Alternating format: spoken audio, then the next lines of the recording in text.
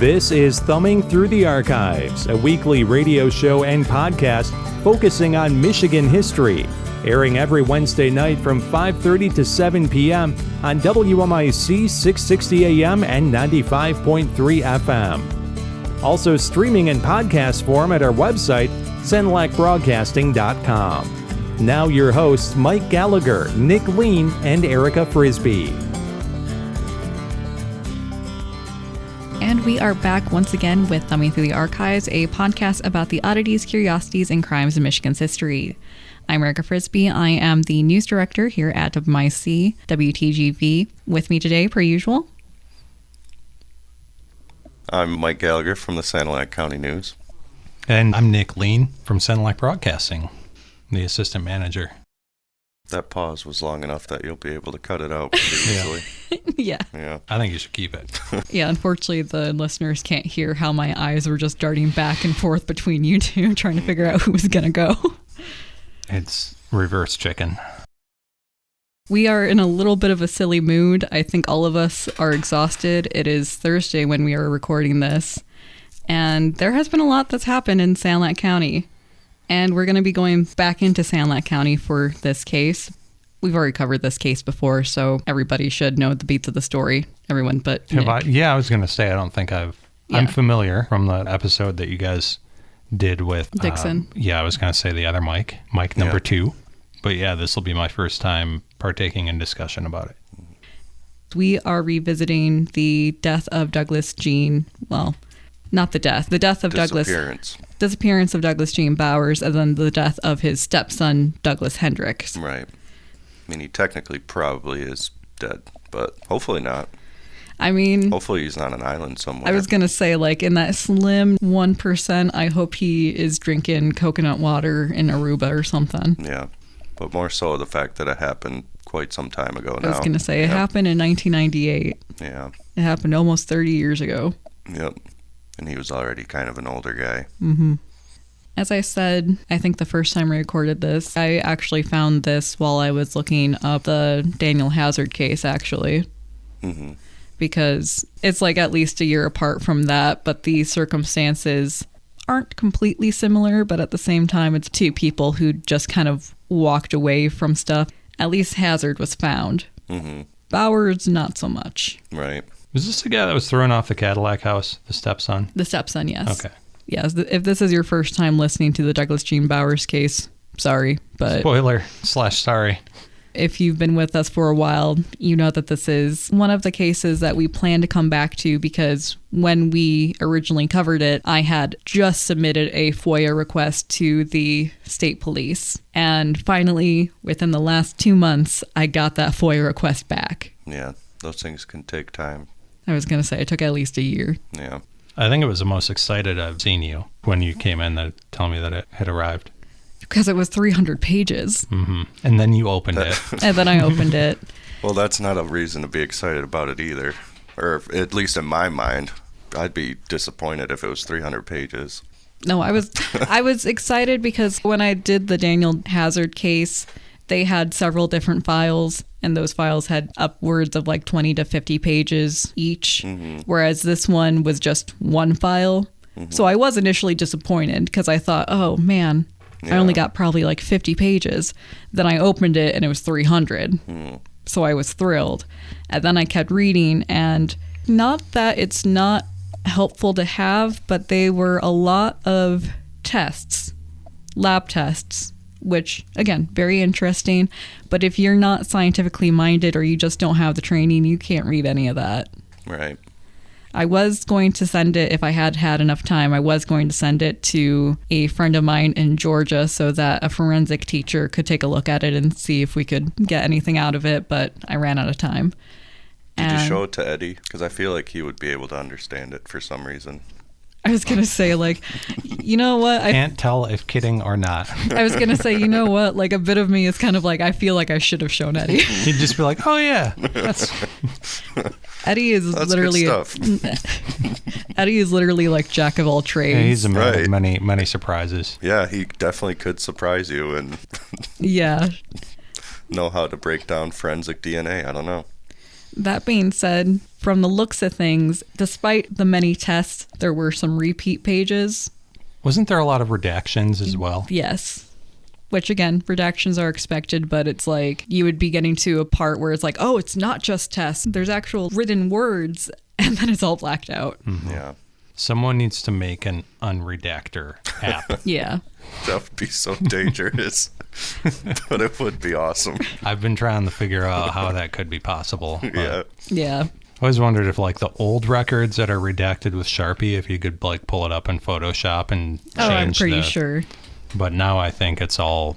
Now it's the boxes online. Yep. We'll get there. We'll get there. We'll get there. I'm The emergence of AI is getting us closer than ever. We could just use Chat GPT to fill in the redacted Say, fill in the blanks. points. Yeah. Okay, I don't want to play Mad Libs with my FOIA requests, though. It would make for an interesting episode. It would. It would.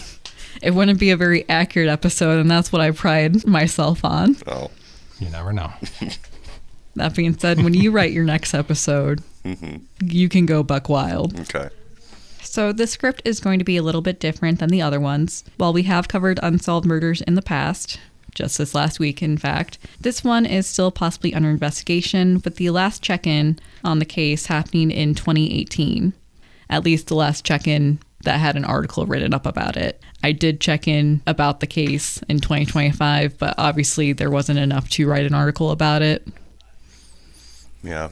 That kind of is an interesting question with open cases.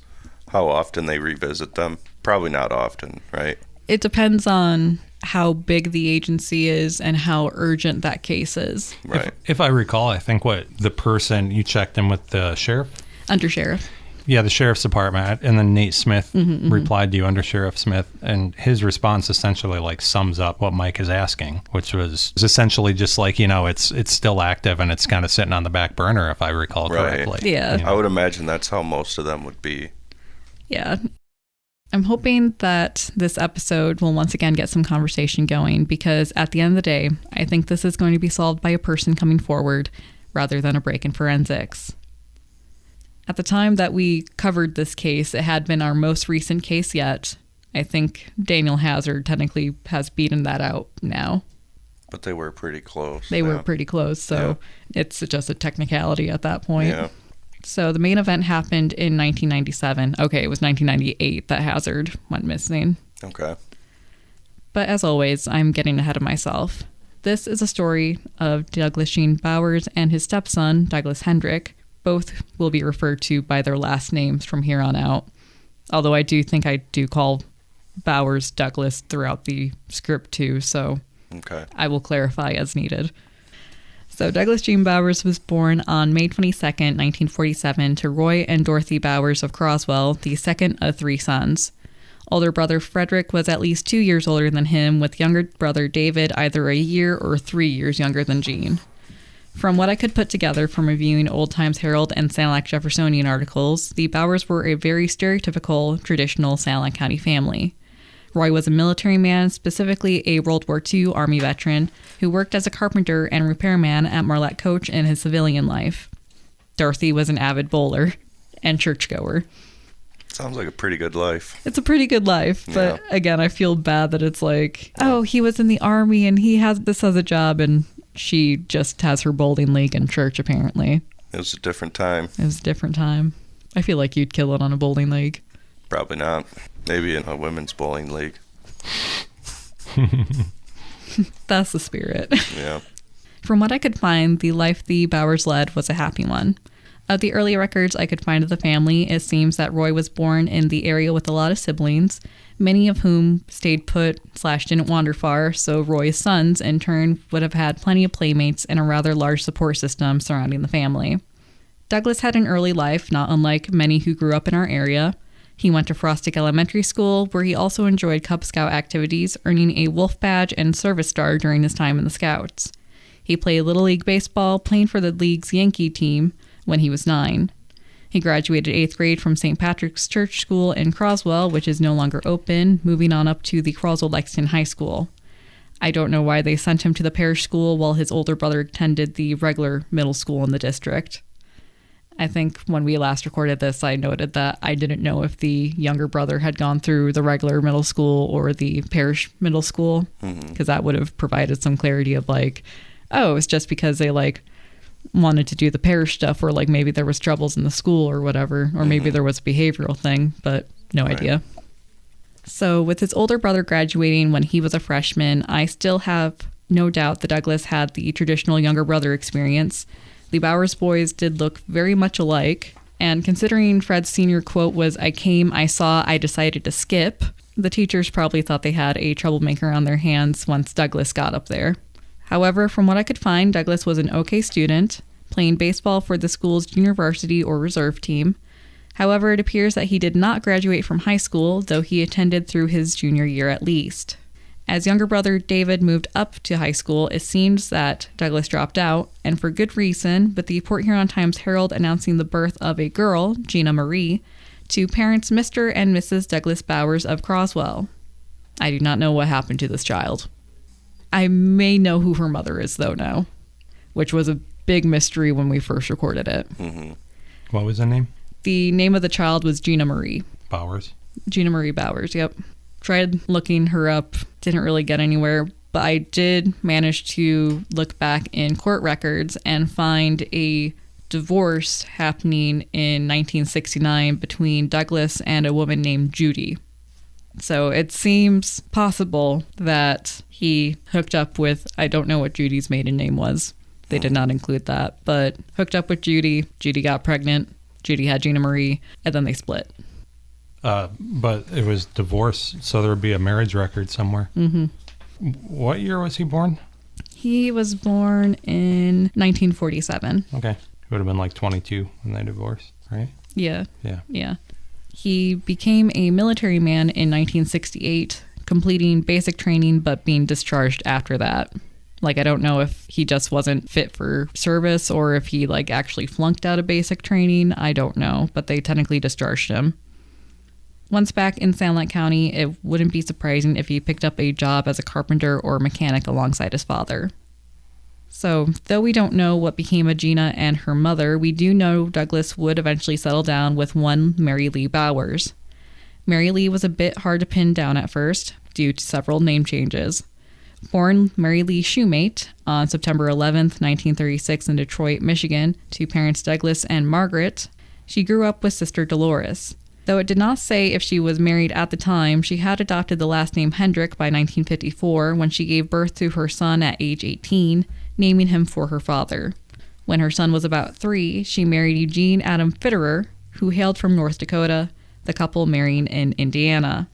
Fitterer was also a military man, Marines, I believe, and was eventually sent to Guam, receiving several distinctions. I couldn't find exact proof that she and Hendrick accompanied him to the base, though I believe I did find her referred to by the Army-based newspaper in Guam. Not 100% sure, though. Still, it seems that by the time she returned to Michigan, the marriage was done, with Eugene getting remarried in 1973 in Ohio. It's not clear when or how Bowers met Mary Lee and how the relationship came to be, despite the 11-year age gap between the two, but by 1973 at least, they were also married. With Bowers' stepson Hendricks seemingly getting along well enough with his stepfather that he occasionally used the Bowers moniker instead of the Hendrick one, so he would call himself also Douglas Bowers. Hendricks was also 7 years younger than Bowers when Bowers married his mom. It's a little weird. A little. I don't know how I would feel if I was in Hendrick's shoes, but again, apparently they were chill enough with each other that he would go by the last name. Hopefully by the time Bowers was an officially married man, he was being a good role model.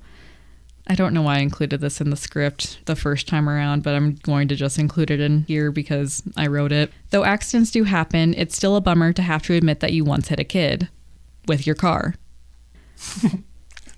Man, that's a bummer. I think I'd probably call it worse than a bummer, but... I mean, the kid didn't die. That's why I'm calling it a bummer. Okay. If you hit the child and killed them, then yes, it's a tragedy, not a bummer. Right. But no, he basically just bounced off the front. Yeah, that's just a bummer. Bounced off the front. I don't know what other word I would use, but it's just a funny word. Bummer, dude. Yeah. Oh, bummer, kid. I'll see you later. I gotta get going.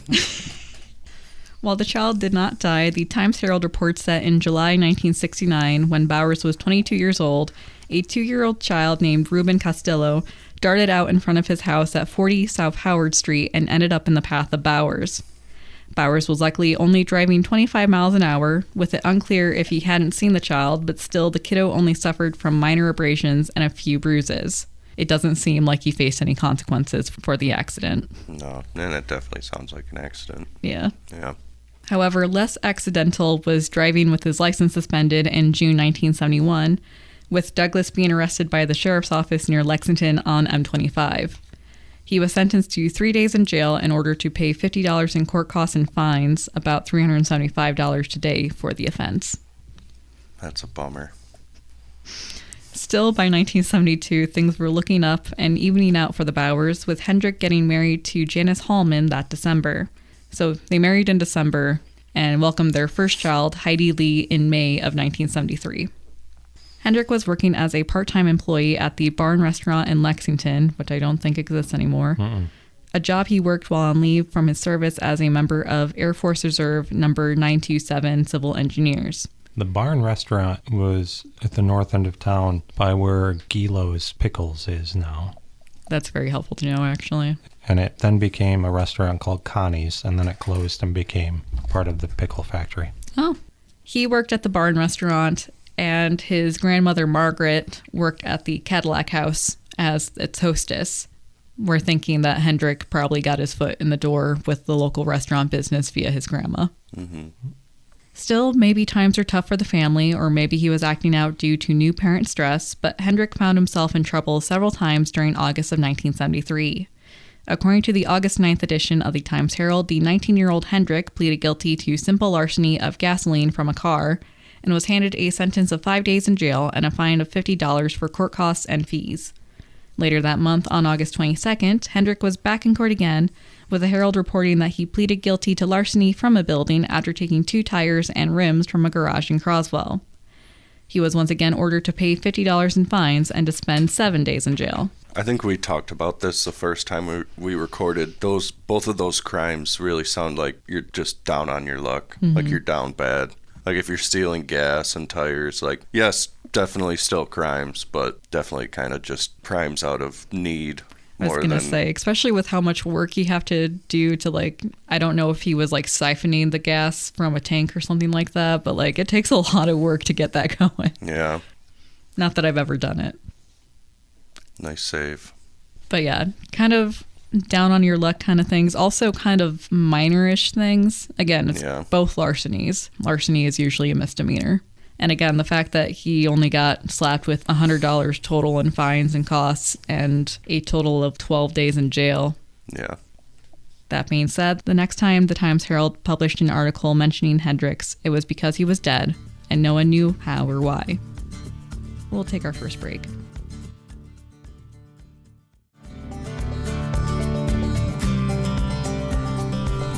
The day, Monday, August 27th, 1973. The scene, the main street of Lexington by the Cadillac House. The time, between 4:45 and 4:55 a.m. The film cut through the early morning air at the Salem County Sheriff's Office, surely catching the attention of those getting off of night shift and the officers coming in to relieve them. One of them answers, and George Richard Spangenberg, a local milk truck driver, reports a horrific discovery, that of a body laying on the sidewalk in front of the Cadillac House Hotel. When they arrived at the scene, police were unsure of what to think. The Sanilac Jeffersonian reports that it was first suspected that the victim had died after a hit and run, finding the young man laying face down in a puddle of blood. It's unclear if the police were already familiar with Hendrick or if he had been identified by family or ID cards, just that the Lexington police were there to greet the deputies at the scene, with the local patrol racing out at the larger agency's request. They found Hendrick at the corner of M90 and US 25, laying face down but in a position where it seems like he had been trying to get up. Shingles from the hotel's roof lay near his body.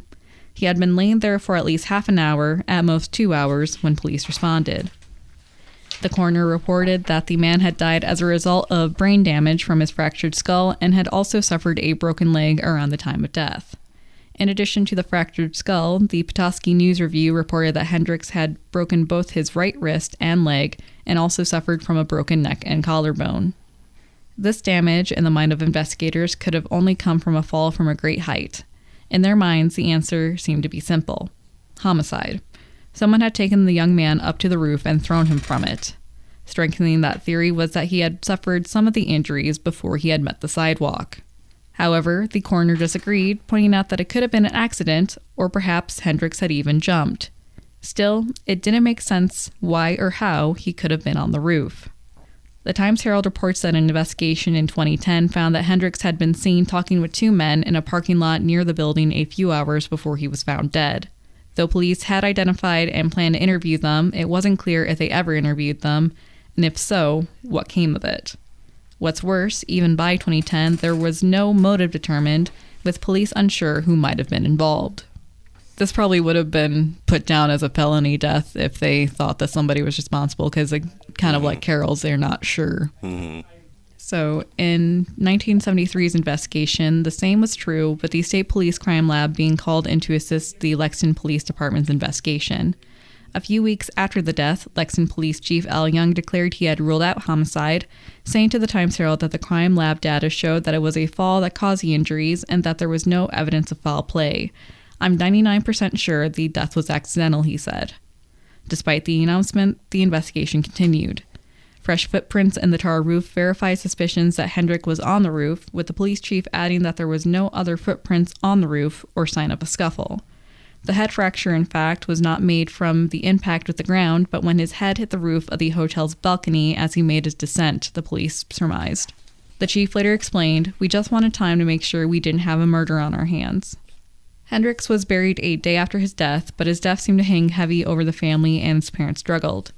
In 1983, the bank foreclosed and auctioned off the land and home that they had bought in 1978. Hendricks' mother, Mary Lee, took out an ad in one of the local papers on the 13th anniversary of her son's death, writing in 1986, "Though joy is past, the memory lingers in the heart to still its pain. The parting with my dear son, ne'er to see again, sadly missed by his mother." In 1988, Mary Lee and Douglas divorced, though the two reunited sometime before Mary's death of cancer on Valentine's Day 1997, a loss that deeply upset the 50-year-old Douglas Bowers. Seeking a change, he sold his home in 1997, putting $20,000, more like $38,000 now, he received from the sale into part ownership at a waterfront bar called Wayland's Roadhouse in Worth Township, thus going into business with the original owner, Bruce Brush of Mayo. Maybe the work partnership wasn't working, or maybe Douglas realized he was not made for the hospitality business, but he began trying to get his money back and get out of the business entirely by the summer of 1997. When not at the bar, he was living above it, being the live-in manager with his own apartment above the bar, where he lived with his dog, Daisy, whom he adored and took good care of. When not working, he continued with his life, volunteering with the Cub Scouts still, and visiting his parents every Saturday morning until the end of August 1997, but the loss of his wife was apparent to his mother, Dorothy, even as her son tried to casually date following the death.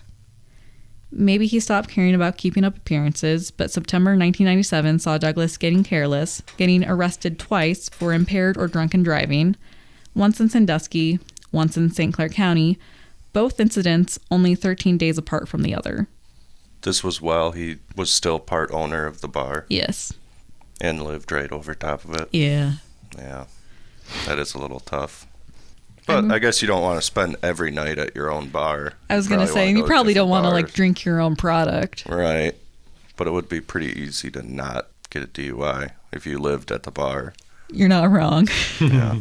And the drinking seemed to be affecting his work life too, with Bruce Brush apparently displeased with the management of the bar, the two having a falling out sometime between May and November 1997.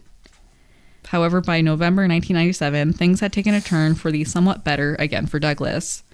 On November 10th, he appeared in St. Clair County Court to plead guilty to the drunk driving charge. 4 days later, the morning before the start of deer season, that is how the newspaper... As it should. Yeah. No, you're speaking the thumb language. Yeah, we all know exactly what time you're talking about. Mm-hmm. Yep. So another bar owner on the same strip that Bowers was on had a conversation with him, with Bowers talking about going down to Tennessee where he had friends, and possibly helping one clear out his property down there. 2 days later, another friend saw him at the Fort Gratiot Myers, shopping but walking in the opposite direction as her, so she wasn't able to talk to him. By November 18th, by some other accounts, November 20th, he was reported missing. In the time he had last been seen, Douglas Gene Bowers had all but dropped off the face of the earth.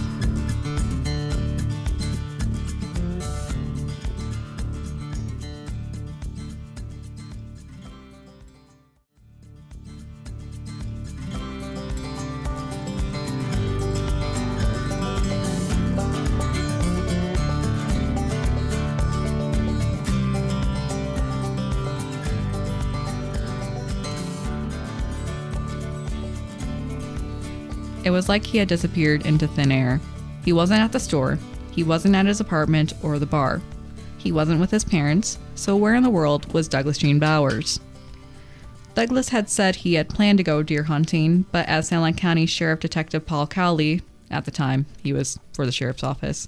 I feel like Paul Cowley does come up a lot. He does. When we do these scripts. Yeah, and he did a lot of great police work. Paul told the Times-Herald that Douglas did not take his gun and other necessary things were still in his apartment. So it's not like he had his hunter's orange or any bait. He didn't go hunting. No, he didn't go hunting.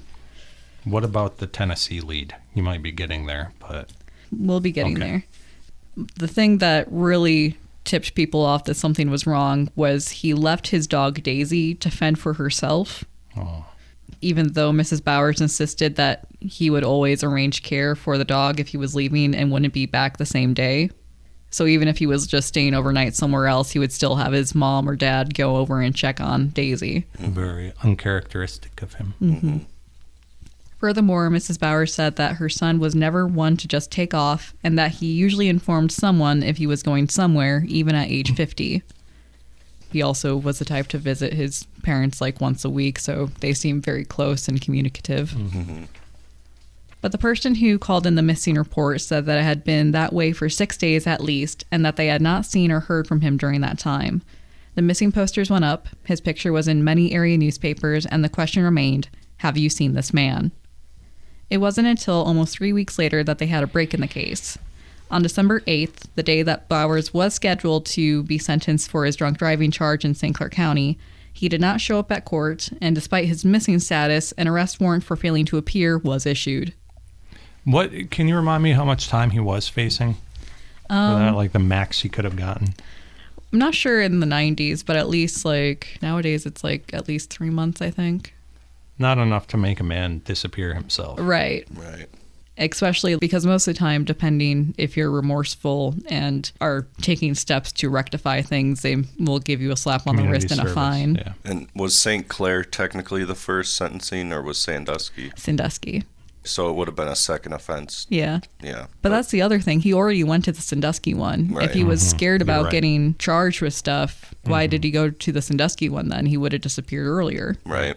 And I know technically if you skip a court case, you get an arrest warrant, but it is kind of funny to do that. To a missing person. To a missing person, yeah. I wonder if it's a formality, though. If Right. he does show up a couple weeks later, can they still issue the warrant? On paper, it does sound funny, though. Right. Yeah, it does. Well, it'd be funny if then the court was like, okay, now we have to find this guy. Right. Because we got to take him to court. Honestly, when the Times-Herald reported that factoid that, they issued an arrest warrant for him, I was expecting the next thing to be, it was a court worker who actually found this, that, and the other thing. Right. But no, it was, his car was found at the Fort Gratiot Mire with one of the employees calling it in. Right. It had been presumably sitting in the lot since the shopping trip on November 16th. That his old friend or neighbor or whatever saw him. Indeed, the store officials told the Times-Herald that the car had been there for several days, but due to the store being open 24 hours, it was ignored as no one was sure if it was actually abandoned. When the car developed a flat tire, however, the store contacted the police to try and find its owner, but instead they gave him a much-needed clue. Still, even as the vehicle was found without its drivers, authorities had no indication of foul play, and what's more, by the time they found the car, the surveillance footage for the night in question was already deleted or recorded over. The station wagon, a 1985 Buick Electra, was unlocked with the keys in the ignition and the car battery dead. Also in the vehicle was his cell phone, a CD player, and some money. A broken watch was also found, and the family later said that Douglas never wore a watch, leading police to believe that someone else had been in the car at one point. The watch was stopped at 12:01, presumably p.m., and police wondered if this was a clue, the time of a confrontation, an event that would have broken the watch and sent it between the car's front seats. The items were dusted for latent prints, with some partial prints lifted, and the watch's band was swabbed for DNA. Later tests would develop enough of a profile from the swabs to rule suspects out, but not enough to rule anyone in. In addition to those items, there were several cartons of cigarettes and several cigarette butts littering the perimeter of the car. 2 different brands were identified, with at least one carton in the car matching. However, it was unclear if Douglas smoked at all, and if so, what brand he preferred, and if not, who was his guest. There was also a small amount of blood found on the steering wheel, which was collected and sent for testing. A reddish-brown stain was also found on the driver's window, which was also collected and sent for testing. As they waited for the results, the investigators took to the air, spending 4 hours in a state police helicopter and searching the M25 corridor from the bar in Worth Township to the Kmart store a few miles south of Meyer. They found nothing, though the family did express gratitude that the search happened. With this information before them, investigators surmised that one of 3 things probably happened to Mr. Bowers. He was killed, had killed himself, or had intentionally disappeared. While his parents expressed disbelief that Douglas could have enemies, even as they believed he lived, his business partners seemed to think that, if not enemies, then Doug was lying low to avoid the law. It seemed like a good explanation to him. After all, Bruce Brush claimed, quote, he had to come down here and get things straightened out after Douglas's 2 arrests for drunk driving. Bruce is back down in the area to presumably clean up after Douglas, given that he was only given a fine and a suspended license at his previous court appearance in Sandusky for drunk driving, and he had appeared and pleaded guilty to the other charge and wasn't going to fight it. So there wasn't an apparent reason or fear of the law that would have kept him from the court date. So when test results came back before December 27th, it was determined that the blood stain found on the steering wheel was that of an animal's. With him being a dog owner and allegedly planning on hunting, police weren't sure what to think, especially when they learned that the stain on the window was human blood. So animal blood on the steering wheel, human blood on the window. Are they able to pinpoint what kind of animal it is? They didn't say which animal it was, no. I think that was one of the redacted things in the That's weird. tests. They weren't able to identify whose blood it was. Attempts at collecting DNA from Douglas's left-behind belongings and his parents were apparently unsuccessful. Throughout the test results, they kept referring, we need to get a DNA sample. We need to get a DNA sample. We need to get a DNA sample. There were definitely attempts, like they write about getting his hairbrush and lifting hairs out of it, but the follicles weren't intact enough to actually develop a profile. And then I'm not sure what was going on with the parents. Weren't successful at collecting DNA from Bowers, so they weren't able to say if it was his blood or not.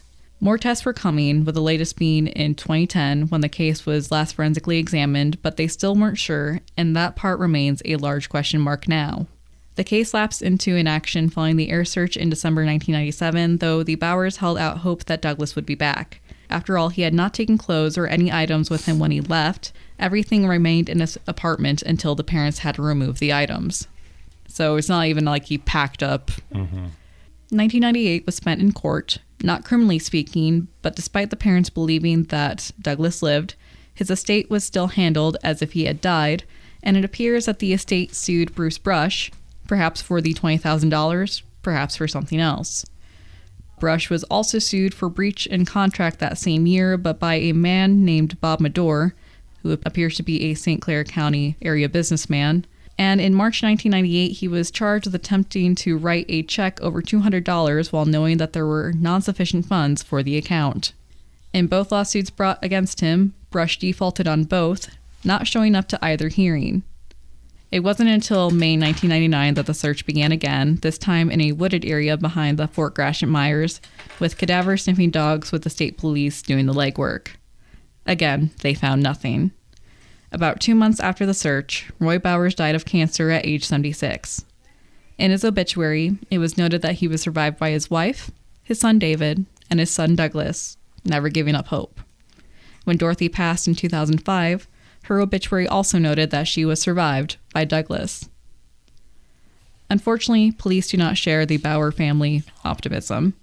Even as this case was open in 2018 and is still technically open in 2025, this is a case of hurry up and wait, constantly waiting for tips and hoping for the next break. In an interview with the Times-Herald in 2018, now Under Sheriff Nathan Smith noted that there are still people of interest and that possibly out of fear, witnesses with information are staying quiet. With the family connection between Bowers and Hendricks, both cases were officially reopened in 2010, though it is not clear what the current status of either investigation is besides generally open. Mm-hmm. That's the end of my script. It's a weird one. It's a weird one. See, I read the Bowers and Hendricks cases as just two separate tragedies and Same. coincidences. Definitely. But why, obviously there might be reason to believe otherwise if they reopen both cases. Apparently, back in the day, like when they were investigating the Bowers case, they didn't know that Hendricks was Bowers' stepson. So they went back and started investigating that possible angle in Gotcha. 2010. Again, I also think it's an unrelated tragedy that happened in the same family, but it still makes for a weird story. What do you guys think happened with Hendricks? Honestly, with how much he seemed to be acting out, I kind of wonder if, I don't know if he did it on purpose. I don't know if he got drunk and did it on accident, but I do think he got himself up there. Right. And it was also very early in the morning. Mm-hmm. Could have been like drinking and just sitting on the ledge on the roof. And Yeah. I think with the Hendricks case was and I think we discussed this the first time, the two people that he was talking to in the parking lot, and that they noted that some of his injuries were sustained before he fell. But I also don't know how you would determine something like that. Right. I feel like it would be hard to tell, especially with the condition of what his body was probably like. Right. And also, in some fairness to the wording, sustained before he died. It could have met before he took his last breath. Right. It may have, they may have been including like him hitting the balcony and stuff like that. Right. Because I can see him getting the injuries that way. Yeah. Yeah, I think that one can pretty much be chalked up to an accident, I would say. Did the two people who were seen talking with him cooperate and come forward? I don't recall. Apparently they did. Apparently they had been identified and police were going to be interviewing them. But again, that was not a point that was followed up on in a future article. And that could just be, a couple of guys talking out in the parking lot. Yeah, that's why I'm asking, because if that's all it was, then they'd have no reason not to come forward. Right. And if his grandma was the hostess at the Cadillac House, maybe that's something that he would do quite frequently. Go up on the roof. Go and hang out there too. Yeah. So now Douglas. That one, I don't really know. Yeah. That one's a little bit tougher. Yeah, at least with the Daniel Hazard case, there was a point A to point B to point C when it came to him going missing kind of thing. Whereas this, it's he just literally bloop, off the face of the earth. I did think the last quote that you read from Smith, how they have persons of interest, but there are people that maybe have fear of stepping forward. That kind of makes it sound like it was a lot more malicious, maybe. There was more nefarious. Right. Yeah, that hints at foul play. Right. But with who? I'm not really sure. Right. The only one with the super obvious motive would be Bruce Brush. Right. And that would be business/money related. And even then, it's not that $20,000 isn't a lot of money. $20,000 is a decent chunk of money. But it's also was it that much to lose that you would kill someone over it? Right. Where was his car parked at Meyer? It was an employee parking lot. Not where one would park if they were just going to get groceries. Right. But he was still seen grocery shopping there. Yeah.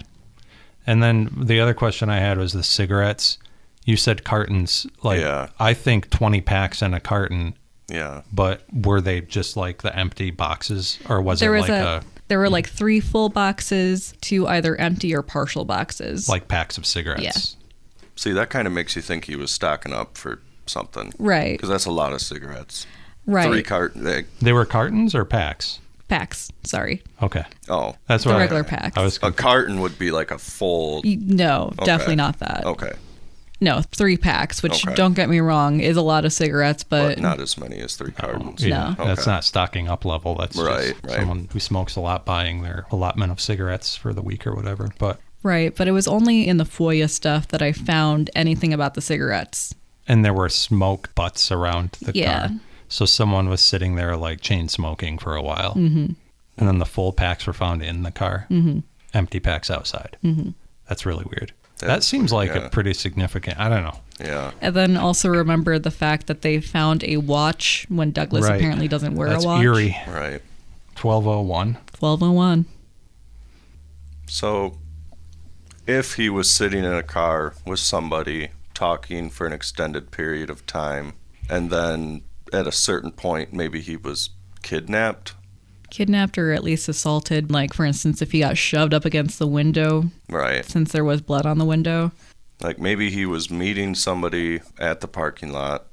It definitely seems like the car was running if his keys were in the ignition and the battery was dead. Right. So I don't know if could he have been waiting for somebody and he got, or was he like sitting with somebody and they just left the car running? Right. I know that like when we first talked about it, you had thought that he had gotten picked up to go on the Tennessee trip from Meyer, Maybe, yeah. Oh yeah. Yeah. but then we came back to like the dog The thing. dog, yeah. And like if he was going to go down to Tennessee, he would have either taken the dog with him if it was like for that long of a haul, or he would have had Daisy stay with his parents. Right. Or, obviously he loved his dog and everything, and he, got along with his parents and stuff, but maybe he just really wanted to get away from it all and just start over. Yeah, especially like since your wife dying on Valentine's Day is a tough pill to swallow no matter how they die. Right. I don't know. Unfortunately, a lot of these cases that we talk about are unsolved, and like they'll probably never be solved. I was gonna either say they're because unsolved of for good How reason. long ago they happened. But this one, it sounds like it potentially could be solved, but the only way it could be solved is if people come forward and do the right thing, I guess. That's kind of just what it sounds like based Right. off of what the sheriff's department has said. They have leads, they have a suspect. They probably don't have enough to do anything with that suspect unless people come forward and basically, confirm what they think about that suspect. Right. But it's weird because, going through the whole story, like I couldn't, like even the guy that he worked for, like I don't think he would really have a motive. Maybe a very, very small motive. I was gonna say again, he has more motive than like everybody Anyone else, else. but like that's not saying much. But also, like, what don't we know about Bowers? you Right. know? Yeah. There's so Right. many things gaps that we don't have filled in. Right. Yeah. Honestly, when I first started looking into it and when I first started looking into the Daniel Hazard case, I wondered if they were related in some sort of way because it was very similar demographics of like 2 older white men going missing. Well, didn't the Times Herald kind of suggest that at one point too, or say that they were linked in some way? Or Kind of. It was one of those things where, like, when Daniel Hazard went missing, they referenced back to Bowers since he was also a Sanilac County man who went missing. But once the details with Daniel started coming out, and I'm also saying this from my research, it started kind of diverging, and, like, I don't think they're related really at all. yeah, just bad stuff happens. Yeah. Well, that was our second go-around of the case. Nick's first. How are you feeling? I think it's a very odd case, and I think you should continue researching. Like, don't stop Yeah. following the case is Yeah. what I mean. We'll just keep re-recording until the person Yeah. that needs to come forward. Gets driven crazy and comes forward. Yeah. Well, this guy would have been 70, in his late 70s by now, right? Yep. What year was he? 40? Yeah, so 77, 78? Deathbed confession. Yeah, it could be coming up pretty quick here. Yep. Or they take it to their graves. But, I mean, I see it as like Under Sheriff Nate Smith not saying what he said if there weren't people who knew something. Right. You know, and that's what's so weird to me. Yeah. That's kind of like a reading between the lines kind Right. of thing, you know. Yeah. But I don't know. It would be interesting. Obviously, the sheriff's department would never. Just to have a beer with them. Well, just kind of get their general vibe on Yep. it. I was going to say, like, who do you think? Like, Yeah, I wish that I could go and FOIA You their can't. stuff of the case, and they usually do not like it. They do not like giving open Right. cold case stuff out, Right. Because they're scared about like details getting leaked So out. they'll do what they can to not. Yeah. That's what I was going to say. What new information was presented that would have been? So the new Yeah. information that was not presented last time was the watch, the blood on the window, and the cigarettes. Yeah. Yeah. Those all are the very main ones. significant things, in Yeah. my opinion. I agree that they're significant things, but again, I don't know how. Like, those are all very interesting things, and They don't relate to each other in any way. right, and I don't know how they pertain to the case at all, which I think, is probably something that the sheriff's department would know, you Yeah. know. That's what I mean. Like, I fantasize so often with some of these unsolved cases of just like having a beer with one of them and being like, all right, come on, off the record. Yeah, yeah. It would never happen, but No. I was gonna say it's just fun to think about. I would like to hear Paul Rich. I would like to hear a lot of Paul Rich's stories. Long story short, that was our second recording of the Douglas June Bowers case. Hopefully that provided a little bit more insight than the first time around. The first time around was definitely eye-opening, but I feel like there's a few more pieces now that we have. We don't know how they fit in, Right. but we do have the pieces. Well, thanks again for listening to Thumbing Through the Archives. I'm Erica, I'm Nick. Mike. and one of these days we'll get our order in order. Never. Until that time, we'll see you next time. Bye-bye.